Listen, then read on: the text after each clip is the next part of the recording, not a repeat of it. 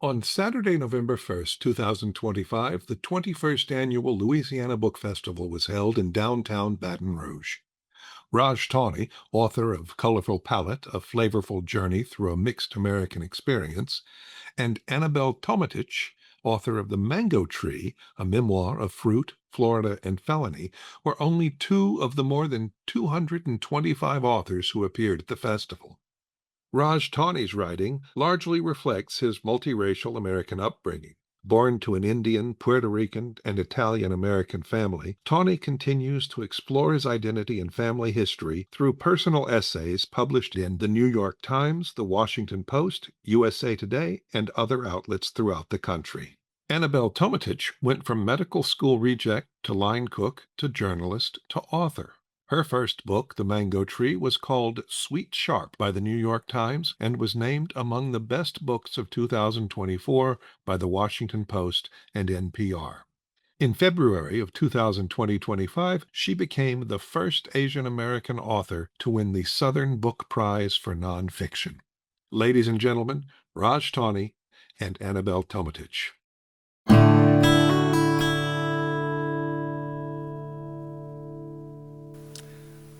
Hey, Annabelle. What's up, Raj? I was going to say I'm starving now after, thinking about our books, but we just ate. I know. I could eat more. I could always eat more. I have a cookie.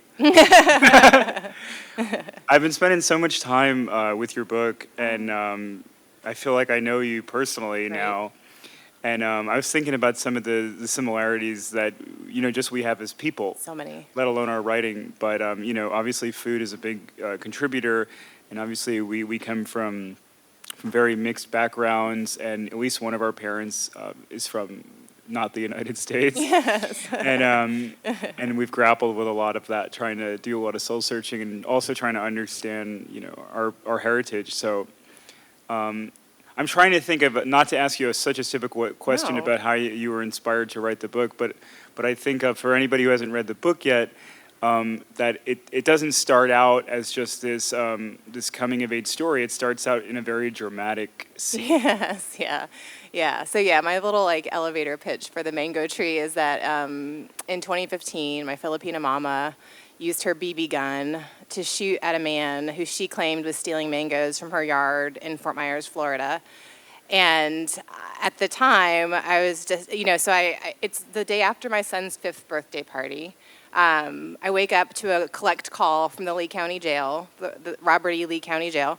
And I'm like, who, what, who? It's my mom.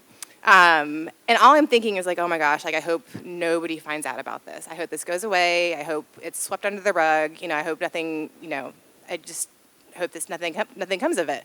I end up at her first appearance hearing, and I'm leaving it. And at the time, I was working as a restaurant critic for our local newspaper, the News Press. And as I'm leaving her first appearance hearing in the courtroom, my phone rings, and it is the breaking news reporter for the same newspaper where I work. And immediately my heart sinks because it's oh, there is going to be a story about this, and I will not get to have a say in it. I will not get to control the narrative at all because this is a very clickable headline. Florida woman shoots man over mangoes. I would read that, And yeah, so I think from the very beginning I knew I wanted to start there. And then at the end of that phone call, because, he's a colleague of mine, Mike Braun, who wrote the story, the initial story, after, kind of going through his kind of business thing, he's like, so, off the record, did your mom really shoot this guy over a mango? I'm like, yeah, of course she did. You have no idea what that tree means to her, is what I'm thinking. And I think out loud I said something like, what, it's really complicated, Mike. And that kind of became the driving question for the book. Why would this Filipina grandmother shoot a man over a mango with a BB gun? And she missed. Nobody was actually injured, but she was very much arrested, and she was convicted of the felony of firing a missile into an occupied vehicle, which makes her sound like an absolute assassin, but which is also kind of how we saw her as kids.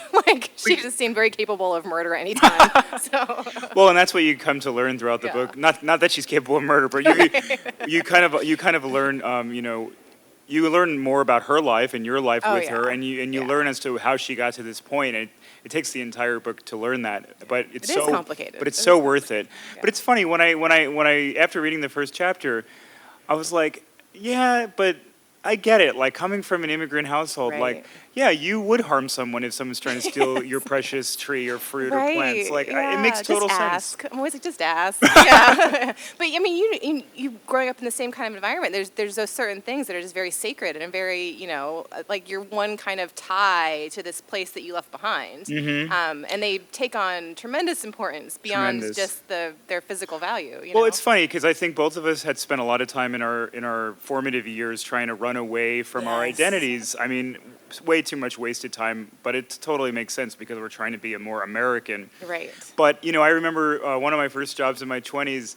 This shows how ethnic I am. Like, even though I was trying to run away from it, my dad's like, "Oh, I'll bring a tray of kebabs and like naan, and like I'll bring it to your coworkers, like these really white coworkers. Right, Nothing right. against anybody, but it's like so I bring the tray thinking they're all going to dig in, and everybody's like, "Oh, nobody would eat the food," and then one person was like, "I'm so spicy." And I realized like, wow, I'm really removed from a lot of people I So thought funny. were open-minded, and they Yeah. wouldn't even try the food that my dad brought in. So. Yeah, it's funny because I have kind of an opposite story, like a flip side of that story is when I was a kid and then we'd have like friends over for birthday parties or whatever, like all I wanted to do was order Domino's pizza and like get like Cokes. I wanted like pizza and Cokes. Like that's what every birthday I went to, that was how it was catered. It was Domino's pizza and like soda.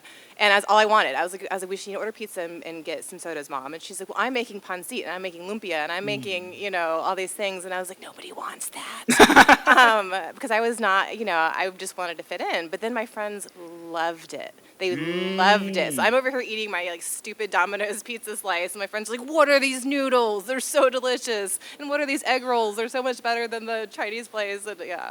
It's funny, and then all of a sudden you have a sense of pride in a way, right? A little bit. I think bit. it was still like my mom though, so I was like, ugh. I have we'll swap food stories, but like Oh, I love it. when I was like in my teens and early 20s, we'd throw I was in a band, we'd throw house parties and stuff. But my mom and grandma would always hang out at the house parties with my dad. They'd always be there for some reason, but they liked cooking for our friends. And at first I was very hesitant. I'm like, let's just order pizza. Yeah. But then my mom started making Indian pakoras, and my grandma would make her own little dishes of Italian, Puerto Rican. And all of a sudden, my drunk friends were loving their food. Like, oh, grandma's the best, man. That kind of stuff where you think no one's gonna understand this, Right, and yeah. then they You get They- a couple beers in their system. Yeah. It breaks down a lot of barriers. But I guess it's that feeling of like you think that the world is not going to get you, and I in many know. respects they don't. You know, Yeah. But I think your book touches on this so beautifully. That is the wonder of food, is it is able to bridge these gaps that you can't necessarily explain out loud, or maybe you can, but it might take 300 pages. But it's able to kind of like fill in these little areas where it's like, oh, like this is me. This is like a little bit of me, Yeah. Yeah, well, especially when you're mixed. How do you explain all of this complicated Right, this life that you yeah. come from?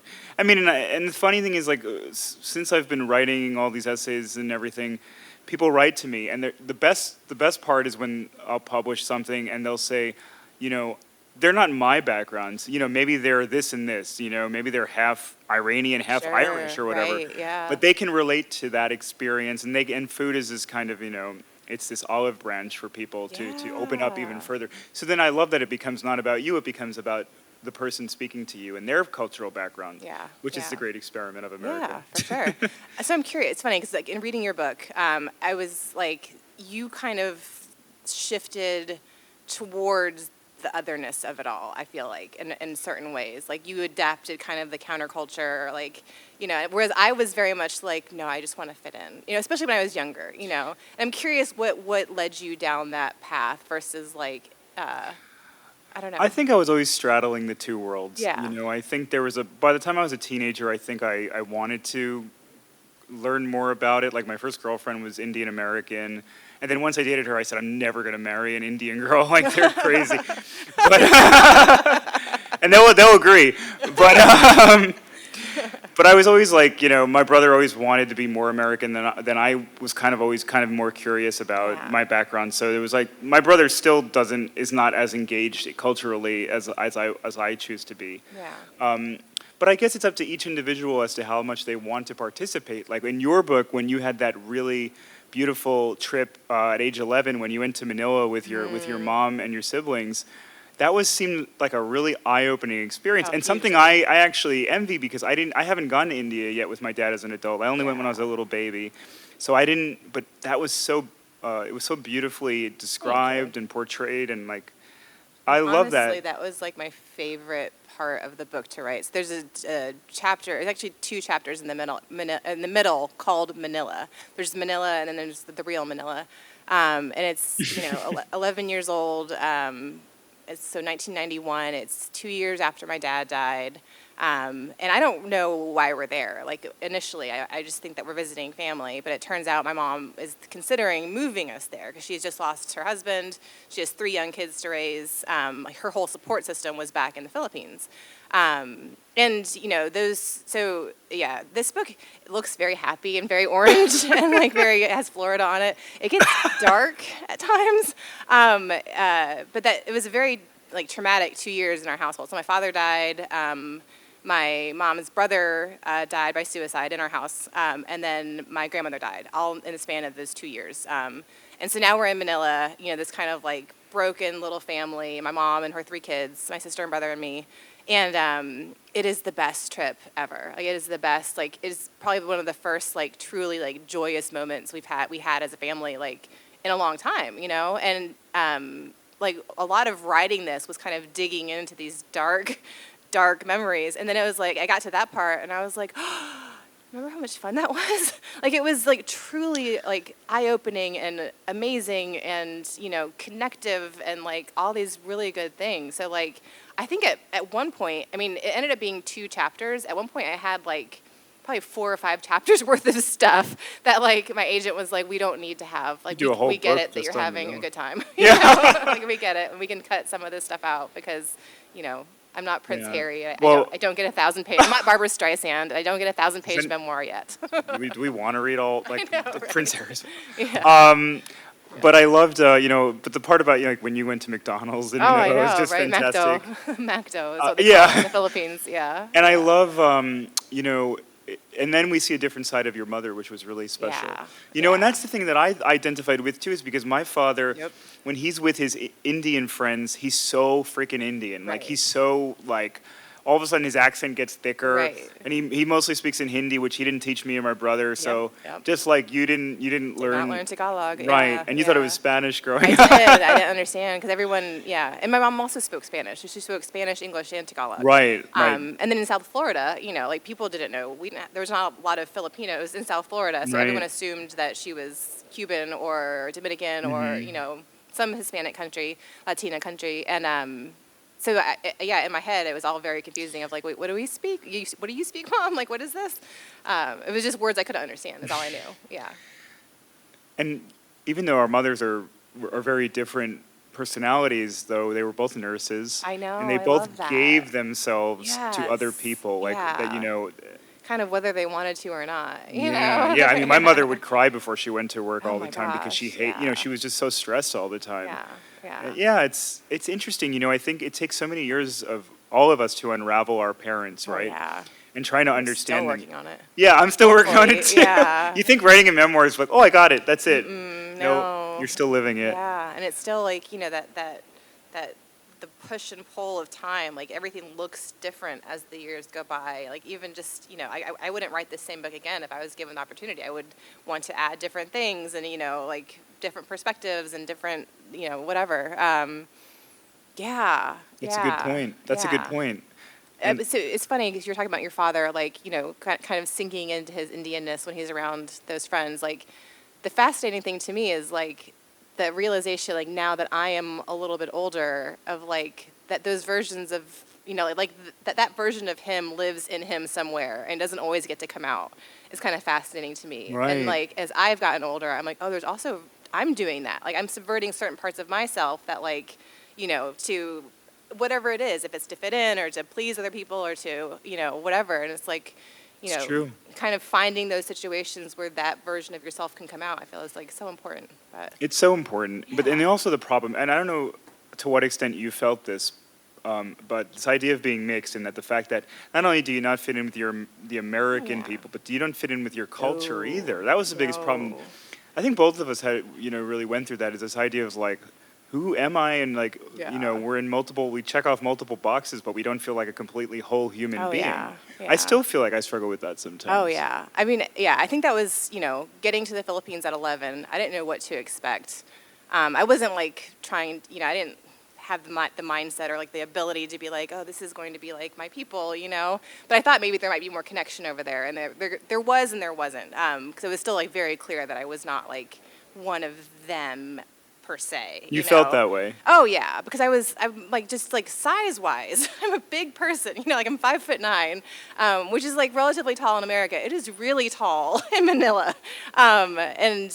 Not when when I was 11, I was probably 5'5", and I was still like the tallest person in my family, But it's funny, I went back again in 2008, and we were in a market, like just one of the little markets, and there was a really cute bag that I wanted to get up on a shelf, and the vendor is like looking for the pole so he can get the bag off the shelf, and I was like, I can reach that. Like, I grabbed this bag down, and everyone started clapping. Like the whole market was like, yeah. I was like, what is going on? It's fantastic. Yeah, so just those little reminders, like, oh, like, I'm not fully of this place either, nor am I fully of this place, like, Right, you're American, right? Essentially, right? Yeah. That's a weird thing. This whole, it's funny, and I think you've brought this up in your book, and I did in mine, about this whole idea that America is this one giant experiment. Oh yeah. And I think we constantly need to be reminded of that all the time. Yes, Is that because everyone's from somewhere? It's the truth. I mean, and yet so many of us can feel as if, even though we were born here, to feel like as if we were not from here, which is so ridiculous when you think about it. Yeah. But, I mean. Is there so I just want to say, so Raj's book is the book that I wanted to write. When I very first started writing this book, I wanted it to be an essay collection with recipes attached to it, which is what Colorful Palate is. And I love that. Like, I was like, oh, I want to make all these dishes. But is there one, like, just food-wise, like, how do you choose, if you're having a headache or just having a bad day, like, which dish do you gravitate to and why? Or does it depend? That's a good question. It always, This is like when somebody asks you, what's your favorite dish? I hate that question. Who's your favorite kid? Your child? That depends on the day, too. No, they're not here, so it's fine. I love, when I think about my upbringing and how unique it really was like, we could literally have, chana masala on one night, rice and beans on another night, and lasagna on another night. That was just like a regular week. I didn't realize, maybe I did realize how special it was. But now as you get older, you miss those home-cooked meals, so you learn to make it yourself. And it still doesn't feel the same when it's when it's made by someone.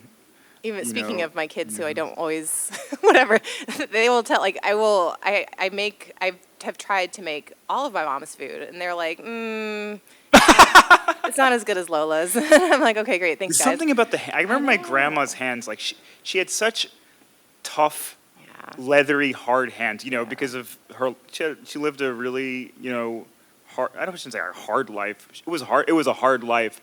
She wasn't like, doing construction, and she just, I mean, like, it's like she just lived. She lived. So you're there, when you mold meatballs or something, when you're doing something with your hands, when you're making food, it's made differently. Oh, yeah. And it's also made with love, as they always say, but it really is true. It really is Maybe true. They were just a little more generous with certain ingredients. Something. And it's just, I feel like it's like in their soul, like it's like in their system, like from these decades and decades of trial and error and figuring it out. And I remember, like, they were always so sweaty in the kitchen. Oh, yeah. Like, I could never picture that these days because everything's so so air-conditioned and nice. But my mom and my grandma, like, they were always sweating. Like, it was a real workout to make food. I know, right? Well, my mom also did not believe in air conditioning. Oh, yeah, that's And we lived in South Florida, so, like, it was just always brutal. sweaty in our household. Yeah. So at what point did you start trying to actually cook? I know your mom, you kind of came to an understanding where your mom wanted you to cook more. I don't want to give too much away. Oh, yeah. No, I did. I learned, I learned to cook at a very young age because I had to, like it was, we were a single parent household, and my mother also didn't really believe in restaurants, which is kind of the irony of me becoming a restaurant critic eventually. And I think it was also like, I really wanted to, like, have that life because I didn't really grow up in that, And I was like, oh, this is like the most amazing thing possible. The idea that people bring you food and then take it away and clean the dishes for you was just a very magical thing that I was like, yes, I want to do this all the time. Because growing up, I was the cook and the cleaner and the busser and the, all the things. But I learned to cook from a very young age. And then I think I realized at some point, like, what a tremendous asset that was and how valuable that skill is because, I could host parties in college and make like really delicious things, like not that my palate was like refined at 20 or whatever, but I had the skill to like sear things and steam things and roast things and make very good rice, which my roommates didn't have. And so, for a few dollars, I was like, oh, here's this amazing meal that, could feed everybody in our dorm like hallway. And it was home cooked, so right, the college kids don't get a lot of that. Yes, yeah, and it was a great way to forge connections and build bonds and stuff like that. And I feel like it still is. Like my husband's also a really fantastic cook, and like we can throw some like great parties. And we are also the people who will come to your house and be like, "What are we doing here? What are we doing here?" Like, and just start like putting our hands in your food to kind of like figure out like what needs help or like where things can be improved or whatever. But that's really special. Yeah. Do you cook a lot? No. Well, my wife does all like the real cooking, and I do like the prep work. I do the grunt work, the sous chef stuff. Also when you were Well, when I was a kid, like my mom and grandma would always let me peel the garlic and eventually chop the onions, and like mold the meat and all that. But and so that's to the extent I'm capable of doing anything. So. Because I just feel like certain people have that magic touch, putting together a dish, and certain people, I don't know if I really tried hard enough, but I really like admire the people. I'd rather do all the work, wash the dishes, and let the real talented people do their thing. They just come in and sprinkle it and then get all the compliments. Yes, yeah. That's the funny thing. One of my kids are like, it's not as good as Lola's. Like, I don't even fight them. I'm like, you're right. It is not as good as your Lola's. Like, she has that touch with this specific dish that I don't have yet. And maybe one day I will, and maybe one day I won't. But yeah.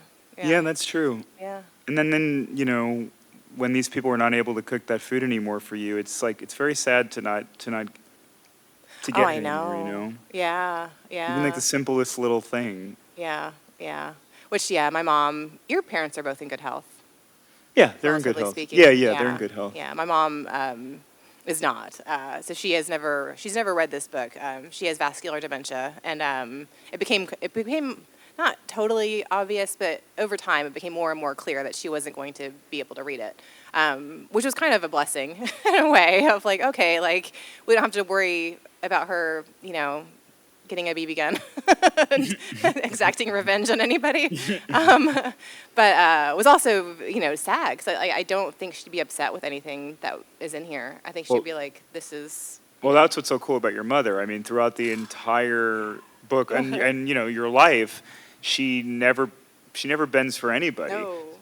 To a fault most of the time. Yes, but she is authentically who she is, and she makes no apologies about it. Literally. Again, to a fault, to a large degree. Yeah.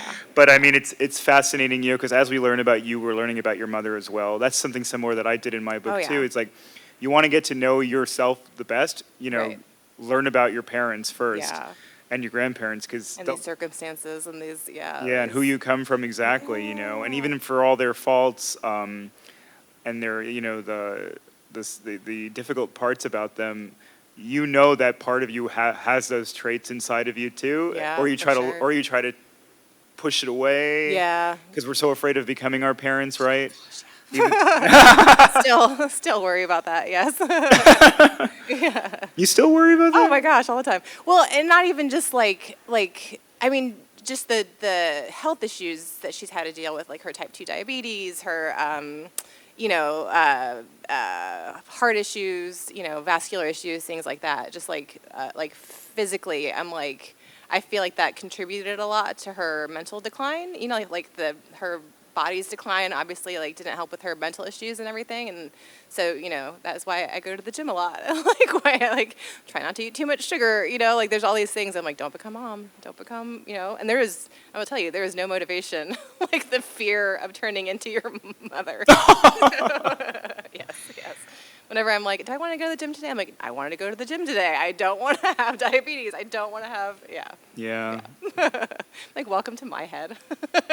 Well, okay, speaking of your head, something that I noticed, and this is something that we talked about briefly, that I also deal with is, having these kind of obsessive compulsive disorder. Yeah. And we were swapping stories about what we're obsessed, like counting is a big thing with you, and I do like a left to right thing, and then an even odd thing, and and sometimes you don't even realize you're doing it. You're just doing it all the time. Constantly. Yeah. Did you write about that much? No, I didn't write about that much because I didn't.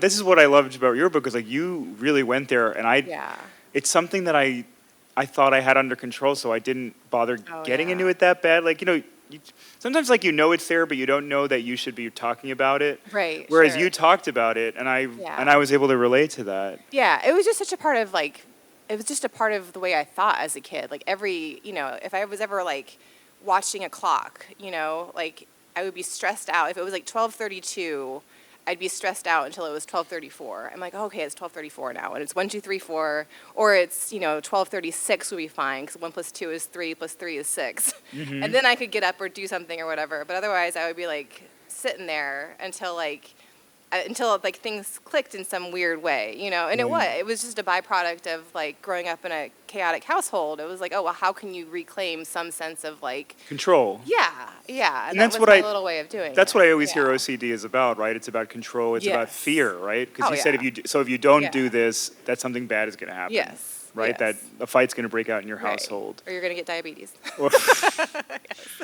Yeah. I'm currently channeling my obsessions. You want to talk about it a little more? Okay, guys, let's bring it in. Everybody, let's get closer. We're going to make a circle of trust. Fear is a weird driving force. I know, right? Yeah, it's pretty wild. Yeah. But you never answered my question though. What was your question? What's your go-to dish when you're having a bad day? When I'm having a bad day? Yeah. Or like what's that comfort dish? Okay, like, so the comfort, what I love, there's two dishes that I love, and they're the simplest ones.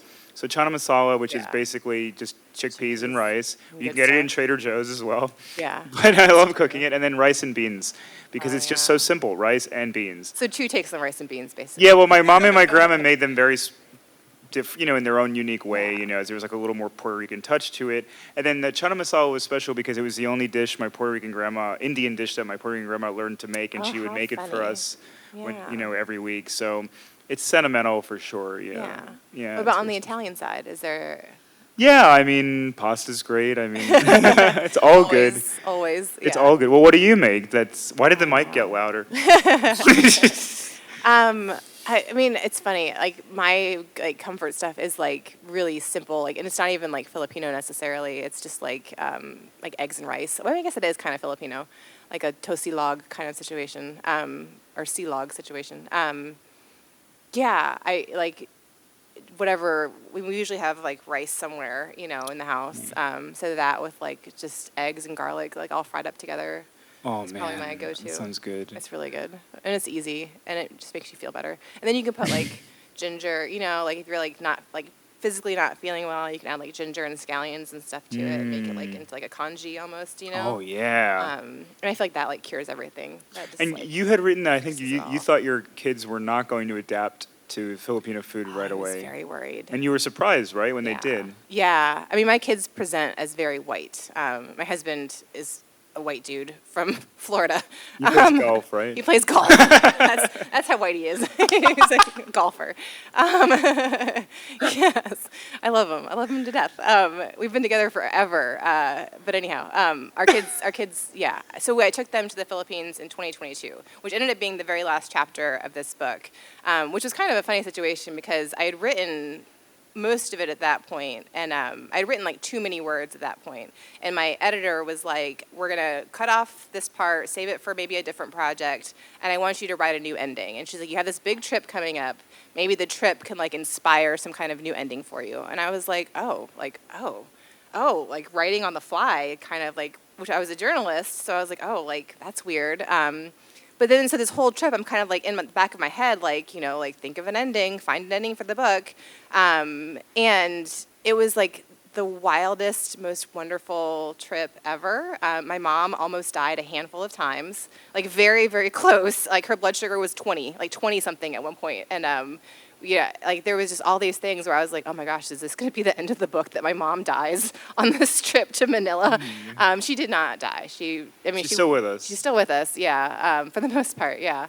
But no, my kids were phenomenal, and they had the best time. And like now my son has like a new frame of reference for good Filipino cooking. So it's like, not only is my cooking not as good as Lola's cooking, it's also not as good as Ate Jo's cooking and Tita Faye's cooking. So he's like, Tita Faye makes it better. I'm like, well, she's 9,000 miles away, so you should enjoy this that you have in front of you currently, and we can work on visiting her again in the future. But yeah, it was really cool. It was really cool to see that, though, because, you know, like, I was worried, like, you know, when do those connections fade? You know, like how many, and there's a lot of actual studies done on that, where it's like, you know, after 2 to 3 generations in America, most people's cultural ties are severed, you know, because you don't, you know, whether you're Irish or Italian or Indian or whatever, you just lose those connections. That's a good thing. Yeah, and so it was really important to me to at least get them over there and kind of give them that culture shock that I had to go through as a kid of like, oh, like, this around us currently is not the world norm. You know, like this level of, you know, air conditioning and this level of comfort is not the norm for billions of people around the world. And so just on that level, I wanted to get them over there. But then also culturally, and my family, we have so much family over there still. My mom was the oldest of 7 kids. And she got 2 to move to the U.S., but all of her, like the other 4 are still there with, you know, multiple kids of their own, who now have multiple kids of their own. And it was nice to be like, okay, like, we're still part of this, you know, like, we're still, you know, from the other side of the world, we're still part of this. That's really special. Yeah. It is really special. Yeah. It's thinking of a scene in your book about, you know, when you first had to use the bathroom in Manila. Oh, yeah. Something I always thought about that throughout my life is like, wow, we really take modern plumbing for granted, and toilet paper and stuff like that. Like, yeah. It's unbelievable that the rest of the world, not the rest of the world, but much of the world still doesn't have what we have in America. Yeah, and yet they get by, you know? And they get by, yeah. I mean, dysentery is a big problem in a lot of countries, but yeah, no, I mean, I used to always get upset when I see someone using too much toilet paper. Yeah, you know? Right.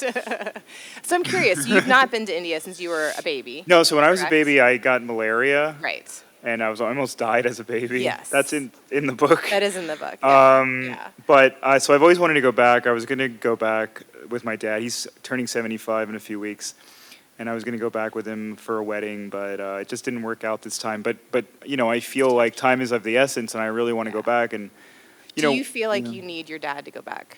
I do, yeah, because he still has all of my uncles there who I've never even met as an adult, and cousins, and I need him to go with him, but I felt the same way. I felt like I needed my mom as like my passport, kind of right. Like, oh, like you're Joe's daughter, you know. You wouldn't have gone as an adult probably if she hadn't taken you as a kid, or I don't know. I mean, yeah. So we went as a kid. We went in my 20s, so like in 2008, and then we were supposed to go in 2015, which is the year she got arrested.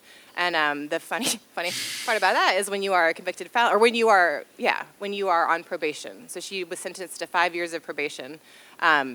You cannot leave the state of Florida. You can't leave the state. So the 2015 trip then got pushed back. And then because she is unapologetic about everything, she served every single day of her 5-year sentence.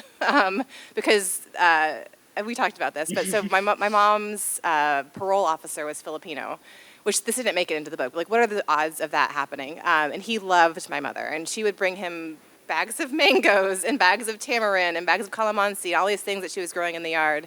And I want to say like 8 months into her probation, he was like, you know what, she's paid all of her fines. She is not doing hard drugs. Like, her drug tests are clean.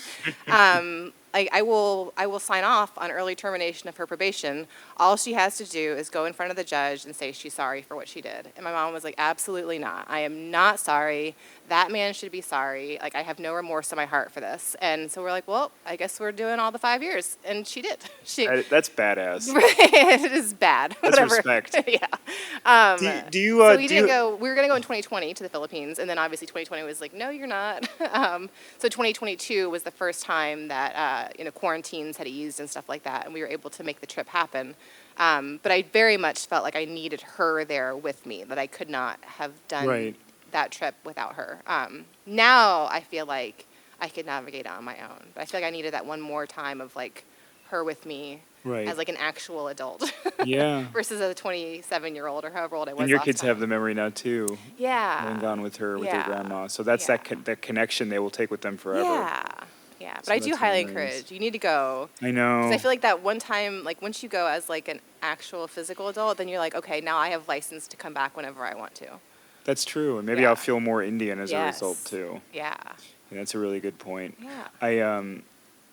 Do you feel like your mom, do you think there's like a bit of badassery Oh, that goes 100%. along with her having a record? And do you have her mugshot? Yes. I'll tell you why. I'll tell you why. Because my wife Michelle, my wife's grandmother always wanted to get arrested Oh my gosh. when she was alive. Right. And so I think there's like a story where I think she rammed a car into something, or she did something, and then she was so happy to get arrested.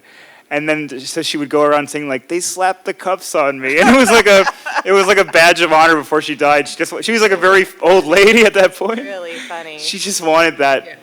to say she Yeah. got arrested. I don't think she wanted. I don't think your mother was the same way. I think your mother really just didn't want people touching her friggin' mangoes. Exactly. Yeah. Just ask. Just ask. That was my takeaway. Let me just go ask. Well, and that's the irony. I mean, you're right about the fact that they were coming down so hard on her when we live in Florida where owning a gun is like go to friggin' Walmart and get a gun and it's not a big deal. But the way in which she was arrested, or the way in which she chased these people. Yes. Yeah. Way. Yeah. We're also, Florida is the birthplace of the stand your ground laws. So everyone's like, why was she arrested? And I was like, well, she waited too long. He was off of her property and she shot at his truck as he was driving away. Which is why the charge was firing a missile into an occupied vehicle, which apparently we got really lucky that it was classified as a missile and not a gun. Because if it was a gun, it would be 10-20 life mandatory minimum. So she would be facing 20 years mandatory minimum if they had classified it as a gun or a firearm. So in a very weird way, like the missile is a lesser of evils.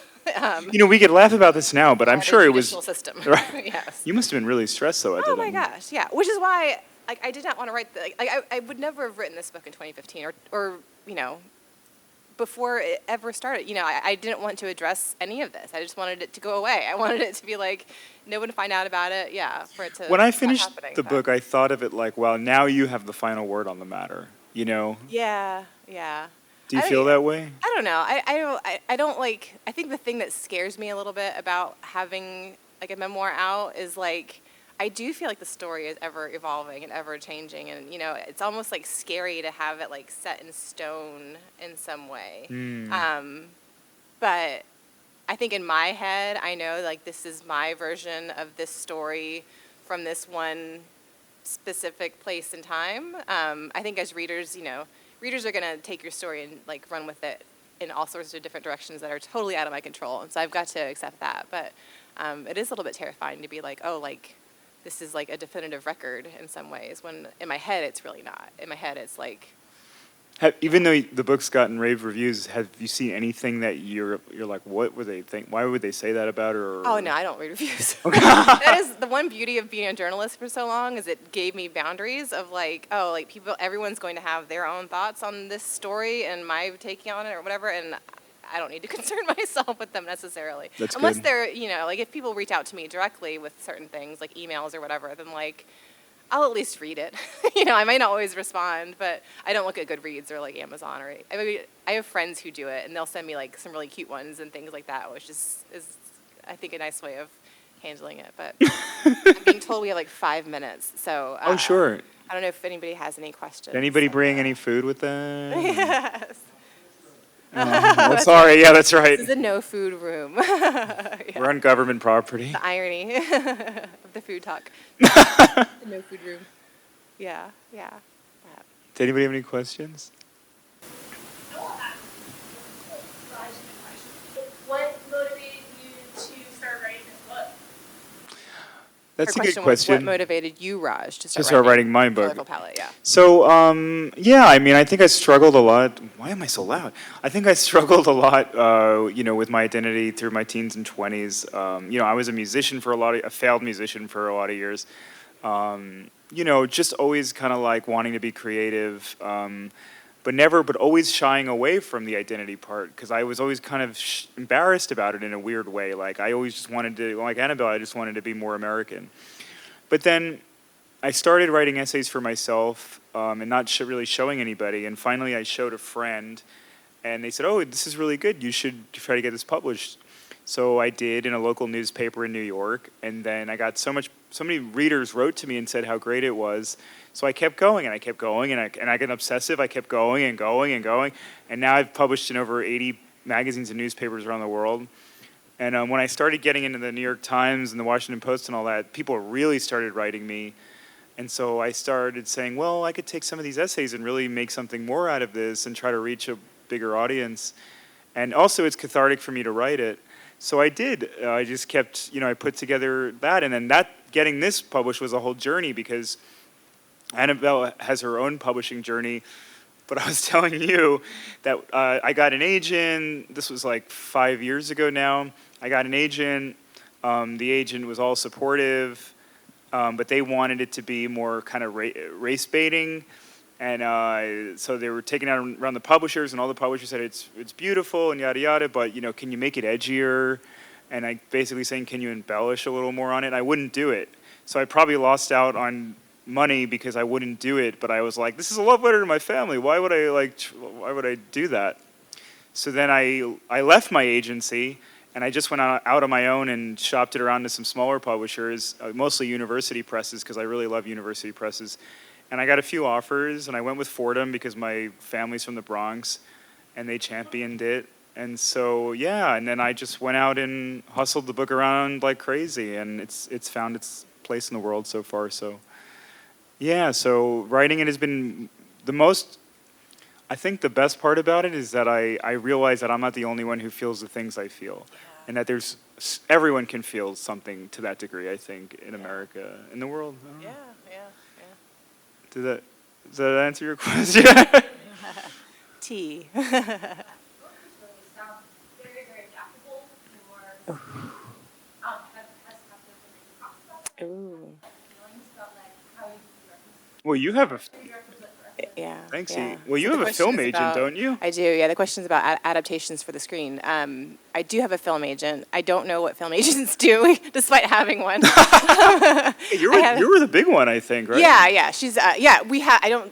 Yeah. She and I. We had lunch. I got to go to the LA Times. You had lunch. Festival of Books. I know. And while I was in LA, I had lunch with my. Oh, that's film very agent. LA. Most Hollywood thing I've ever done in my life. And she was late. She was stuck in traffic, and so her assistant had to call me. Very LA. Did she pay for it? She did. Yeah. Okay, good. Yeah. So I was like drinking wine, waiting for my agent to show up at this like Beverly Hills restaurant. I was like, this is the coolest thing I've ever done in my life. It's like pretty cool. texting my kids. I'm like, look at my wine. I'm like, waiting for my agent to show up. My kids are like, thumbs downing it. They're like, little. Kids will always remind you who you are, right? Right. But no, I would love to see an adaptation. I've started. I took a couple. I think one. I took one class on like adapting books for screen and things like that. And I love a scene. Like I really do like a scene. It's how my mind naturally thinks, I think. And I don't know if that's from like restaurant reviews of like having to like bring people into that scenario kind of with me, but I don't shy away from that at all. And so I would love to see it, streaming or on the big screen or wherever it might end up. But yeah, Dana at CAA, we need to Shout out, Dana. Nudge. You're late again. Yeah. Buy us lunch. Yeah. Yeah, I think we're out of time. Well, I was going to say quickly, John Leguizamo was one of the first blurbers of my book, and I was like, oh my god, I couldn't even believe that he wanted to support it. He didn't buy it, but like but he's a big supporter, and I'm really grateful that even a person like him, who I grew up admiring, you know, and of course Junot Diaz, the Pulitzer Prize winner. I'm like, who the hell am I? You know, I graduated community college. It's amazing to me still that anybody cares, you know. So We need to have John Leguizamo too to be like, hey, remember this? Remember when? he didn't tweet it though. I was like waiting for him to post about it, but he did give me a beautiful blurb. So. Yes. Thank you. Thank you.